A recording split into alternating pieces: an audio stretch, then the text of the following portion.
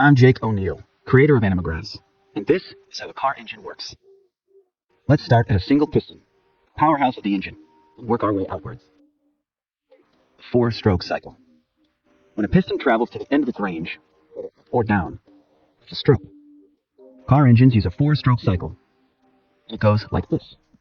First, intake. Piston descends, sucking an air-fuel mixture into the cylinder through the intake port. Both intake valves open. Next, compression. With all valves closed, piston comes back up, compressing the fuel and air mixture for more powerful combustion. Then, the power stroke. An electrical spark ignites the compressed fuel and air mixture, and the resulting combustion forces the piston to the bottom of the cylinder again. The connecting rod transfers this power to the crankshaft. Finally, exhaust. The piston comes back up, pushing the spent mixture out through open exhaust valves and the exhaust port, connecting multiple pistons. For smooth power delivery, pistons take turns firing. The firing order for this engine is 1, 3, 4, 2. Camshafts, specially shaped cams, push spring-loaded valves open in turn. Cam gears and a timing belt or chain links everything to the crankshaft, and it all spins together. The crankshaft translates piston power out of the engine. It has counterweights to balance against the pistons for perfectly smooth revolutions. This is what RPM means, counting the number of full crankshaft revolutions per minute. The engine block holds the crankshaft and cylinders. The cylinder head holds valves, ports, cams, etc. The geared flywheel sits one side of the crankshaft, connection to a transmission. It's also where the starter connects to the system.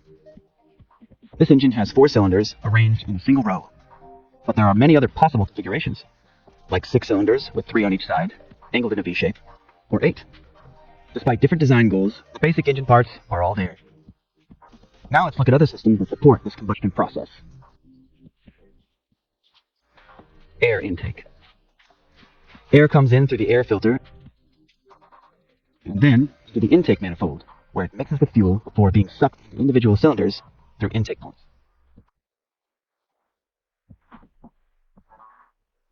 Fuel. Fuel pump carries gas from the tank through a fuel filter to the engine, where fuel injectors emit a precisely timed spray of gas into the intake port.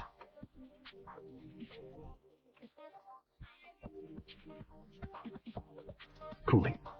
Engines get very hot during operation and require a cooling system. Cooling channels around the cylinders and through the cylinder heads carry a special liquid called antifreeze to keep temperatures within safe operating range. It's called antifreeze because it won't freeze in icy weather. After cooling hot engine parts, coolant circulates through the radiator. The radiator has a network of small tubes and fins. Coolant passes through these channels, while air, pulled in by the radiator fan, blows by the tubes, cooling the hot liquid for recirculation. A water pump keeps the coolant system flowing, properly pressurized. The thermostat regulates coolant temperature by either routing coolant back through the engine or to the radiator for further cooling. Electrical. The spark plug delivers the electrical spark that ignites the fuel-air mixture for combustion. The metal core is insulated from the outer metal casing with porcelain. The spark jumps between these conductive surfaces. The coil pack delivers electrical current to the spark plugs as directed by the ECM, or Engine Control Module. The ECM is a computer that directs many core engine functions, like spark timing, valve open and close timing, air-to-fuel ratio, etc. The alternator works like a power generator, converting the engine's mechanical energy into electricity to charge the battery or run other electrical systems while the engine is running.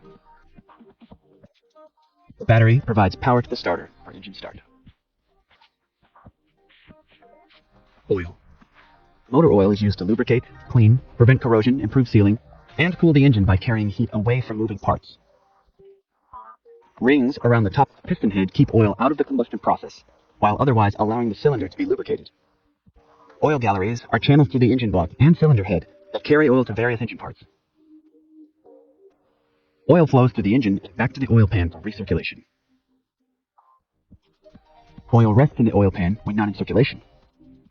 The oil pump keeps oil properly pressurized and flowing. And the oil filter keeps oil clean of contaminants. Exhaust. The exhaust manifold collects gases from multiple cylinders to one pipe.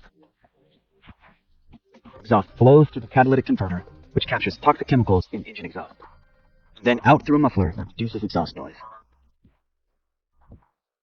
Finally, here's the full functioning engine, all the basic systems we've discussed.